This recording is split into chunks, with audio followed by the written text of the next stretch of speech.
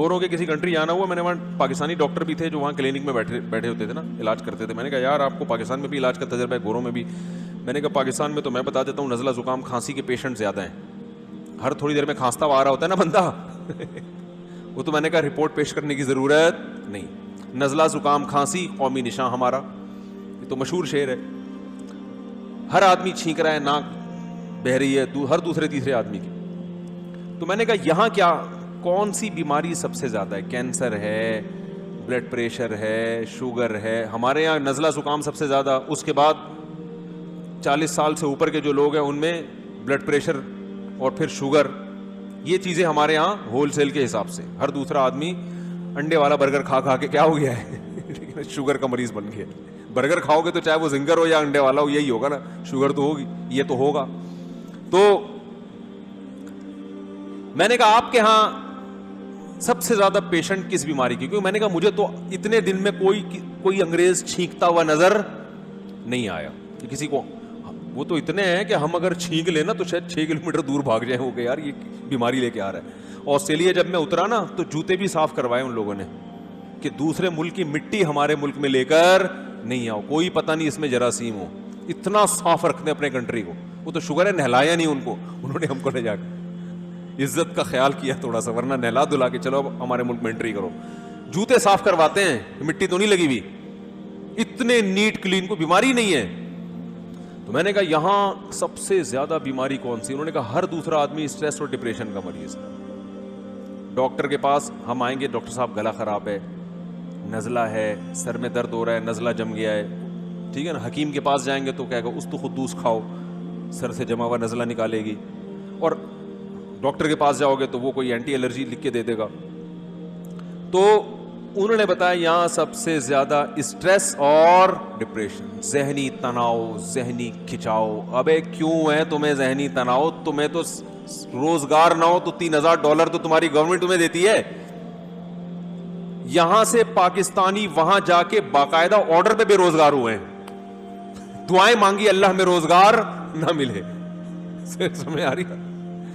ایسے ہٹے کٹے پاکستانیوں کو ہم نے وہاں دیکھا جو گھنے بن کے رہ رہے ہیں کہ ہم تو غریب ہیں, ہمیں تو کچھ آتے نہیں, اور یہاں پیسے کما کے بھیج رہے ہیں. وہاں کام ان کا کیا ہے؟ کام یہ کہ ہمارا کوئی کام نہیں ہے, کیونکہ اگر یہ شو کر دیا کوئی کام ہے تو اتنے پیسے نہیں ملیں گے. ہانگ کانگ میں بھی ایسا ہی ہے, بہت سے پاکستانی گھنے بن کے کیا کر رہے ہیں وہاں, پیڑے کھا رہے ہیں بیٹھ کے, یہ شو کر ہم تو غریب ہیں. اور ان کو پتا ہے اگر ہم نے یہ شو کیا کہ ہم غریب نہیں ہیں تو سارے الاؤنس مل جائیں گے, تو بڑے گھنے بنے ہوئے ہیں وہاں جا کے وہ, لیکن خوش ہیں. اللہ کا بڑا فضل ہے الحمدللہ, اللہ نے اب تک روزگار عطا نہیں کیا. تو میں ان سے کہتا ہوں بھائی ان کے پاس ٹینشن کے لیے ہے کیا؟ نائٹ کلب یہ جا سکتے ہیں, ان کو پکڑے جانے کا خطرہ بھی نہیں ہوتا. ہمارا کوئی نائٹ کلب بھی جائے گا تو 100 دفعہ دائیں بائیں دیکھ رہا ہوگا, کوئی جاننے والا نہ مل جائے. 10 مسائل ہوتے ہیں نا اس کے, پھر اللہ کا بھی خوف ہوگا, کانپ بھی رہا ہوگا. مسلمان تو گناہ کرتے ہوئے کچھ نہ کچھ کانپتا بھی ہے, یار غلط کر رہا ہوں عذاب نہ آ جائے, قوم لوط پہ آیا تھا عذاب, فلاں پہ آیا تھا, رزق نہ چھن جائے. گورے کو تو یہ ٹینشن ہے ہی نہیں, نہ اخلاقی پابندی, نہ مذہب کی پابندی, نہ گورنمنٹ کی پابندی, اور فری میں الاؤنس بھی مل رہا ہے. صحتیں ایسی ہیں کہ 60 سال ریٹائرمنٹ کی عمر اب نہیں ہے, اب تو بڑھا دی ہے, 80 سال کر دی ہے. 60 سال میں بندہ بوڑھا ہی نہیں ہو رہا. ابے بھائی تمہارے تو کلینک بند ہو جانے چاہیے, کوئی ٹینشن کی وجہ نہیں ہے, لیکن اسٹریس کے سب سے زیادہ مریض. اور ہمارے یہاں 20 ٹینشن ہیں. وہ میں نے بتایا تھا نا, ایک دوبارہ چٹکلا سنا دوں بڑا دلچسپ, جو جس چیز میں مزہ آتا ہے میں 6 دفعہ کم از کم لازمی سناتا ہوں اس کو. وہ کسی نے کہا کہ جاپانیوں کو نا تازہ مچھلی کھانے کا بہت شوق ہے. سنا ہے نا یہ جاپانیوں کو, اور وہاں لوگ کھاتے ہیں تھائی لینڈ وغیرہ میں تازہ مچھلی. ہم نے بھی وہاں جا کے سمندر کی نا لائیو بالکل, انہوں نے کہا یہ مچھلی یہ والی نکال کے دیتے ہیں. وہ سمندر کے اوپر ہی ہوٹل بنائے ہوئے انہوں نے. تو اب تازہ مچھی کے لیے ظاہر ہے لانچیں جائیں گی, شہر میں لے کر آئیں گی, تو وہ اس وقت تک کیا ہو جاتی تھی, باسی. انہوں نے کہا بالکل تازہ. تو پھر انہوں نے برف خانے بنائے لانچوں میں, وہی ادھر سے پکڑتے ہی برف خانے میں ڈال دو.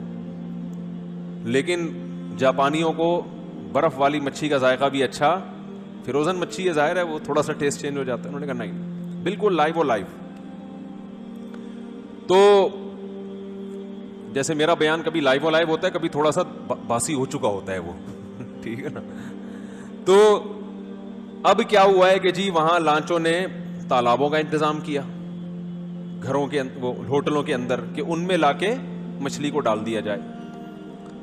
اب ظاہر ہے مچھلی اس میں نیچرل ماحول تو نہیں, سست ہو جاتی تھی نا بھائی, وہیں خوراک مل رہی ہے اس کو, اس کی چلت پھرت کیا ہو گئی, کم ہو گئی. تو جو اس میں ایکٹیونیس تھی, جو اس میں چستی تھی, جس کی وجہ سے گوشت میں ٹیسٹ آتا تھا, وہ چستی کیا ہو گئی, ختم. تو یہ ہربا بھی کیا ہو گیا, ناکام ہو گیا. لیکن جاپان بہرحال کیا ہے, جاپان ہے, وہ ایسے تھوڑی ہماری ہم ہوتے ہیں نا, ہم پتہ کیا کہتے ہیں, یقیناً کسی نے بندش کی ہے.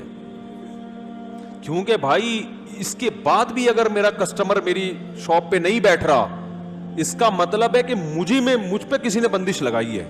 لیکن وہ جاپانی تھا, وہ روحانی ٹوپی ڈراموں کو نہیں مانتا, وہ ٹوپی ڈرامے نہیں مانتا. یہ اس نے کہا کہیں نہ کہیں کوئی فالٹ ہے, جو کسٹمر کھانا نہیں کھا رہا نا, شوق سے نہیں کھا رہا. بعض دفعہ کسٹمر بتاتے نہیں ہیں لیکن وہ ٹیسٹ نہیں آ رہا ہوتا.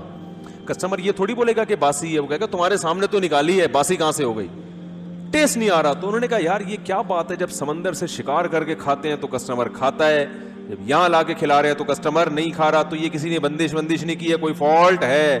تو انہوں نے سارے جاپان کے جو بڑے بڑے ماہرین بیٹھ گئے, انہوں نے کہا فالٹ یہ ہے کہ اس کی جو موومنٹ ہے نا سمندر کے اندر, جتنی اسپیڈ سے یہ یوں ہی چلتی ہے, یہاں پر نہیں. اس کی وہی اسپیڈ ہونی چاہیے جو ویمن رائٹس والی خاتون نے جس اسپیڈ سے بچوں کو مارا تھا, خواتین کو مارا تھا, تو وہی اسپیڈ اس کی کہاں ہونی چاہیے, تالاب میں ہونی چاہیے. تو اس کے لیے انہوں نے کیا کیا کہ ایک شارک لا کے, شارک مچھی تو مارتی ہے نا, شکار کرتی ہے مچھلیوں کا, وہ لا کے تالاب میں, پانی کے ٹینک میں, تالاب میں چھوڑ دی. اب مچھلیاں اپنے آپ کو بچانے کے لیے یہ ادھر سے ادھر, ادھر سے ادھر, ادھر سے ادھر. اس کا فائدہ یہ ہوا کہ سلم اور اسمارٹنیس جو ہے نا ان کی وہ برقرار رہی, فیٹ پیدا نہیں ہوا. تو کسی نے کہا اگر آپ بھی چاہتے ہیں کہ آپ ایکٹیو رہیں تو گھر میں ایک عدد شارک بیوی کی شکل میں بولو بھائی رکھیں.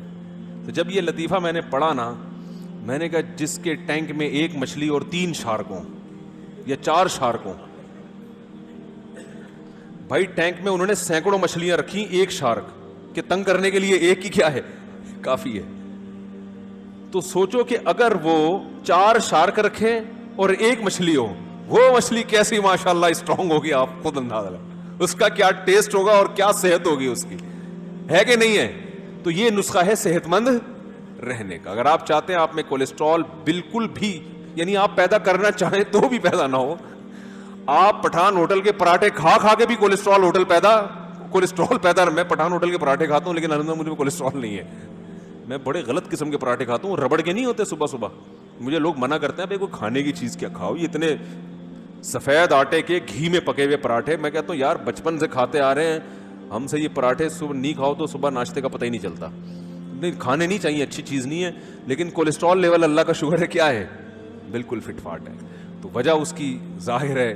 تو آپ لوگ بھی اگر فٹ رہنا چاہتے ہیں, ہاں تو میں اصل میں یہ بتا رہا تھا کہ ہمارے ہاں ٹینشن کی اتنی چیزیں ہوتی ہیں لیکن پھر بھی اسٹریس اور ڈپریشن کی گولیاں نہیں ہیں. روزگار ہے نہیں, گھر میں تانے سننے کو ملتے ہیں.